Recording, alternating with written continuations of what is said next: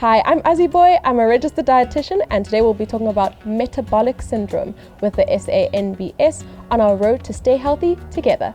Metabolic syndrome is one of those syndromes that has come about from our lifestyles. We are barely exercising anymore.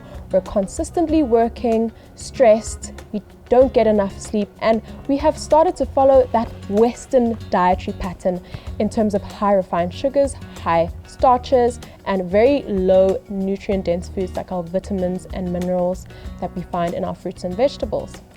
Metabolic syndrome is actually defined by if you have high blood pressure, high or elevated blood sugar levels, along with abnormal cholesterol and abdominal obesity, otherwise measured by a high waist circumference.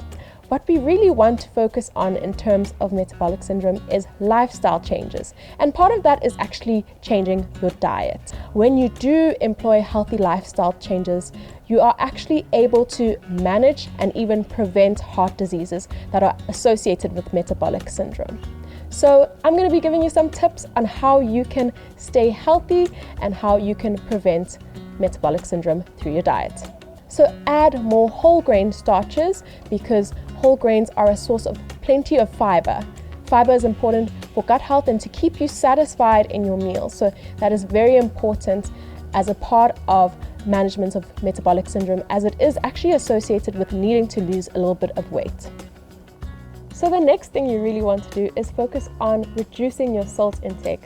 But there are plenty of other ways to flavor your food without the added salt. Focus on your herbs and spices. Focus on adding in your garlic, ginger, and chilies into your food.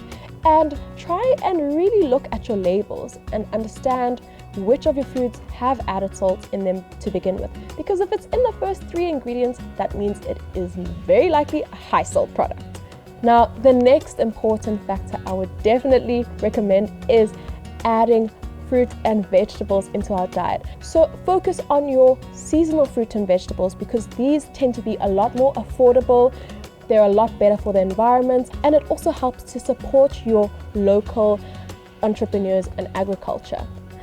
The next thing you want to do is to understand which foods are considered to increase your HDL, otherwise known as good cholesterol, and LDL, which is your bad cholesterol.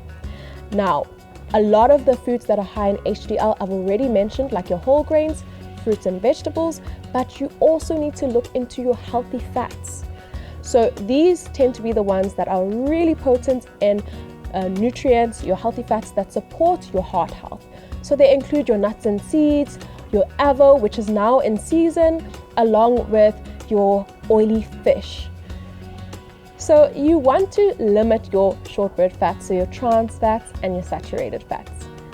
So trans fats are the types of fats that we find in our processed foods, along with any deep fried takeaway foods. So you really want to reduce them in your diet because they're not good for your heart health in the long run. It actually increases the risk of heart diseases.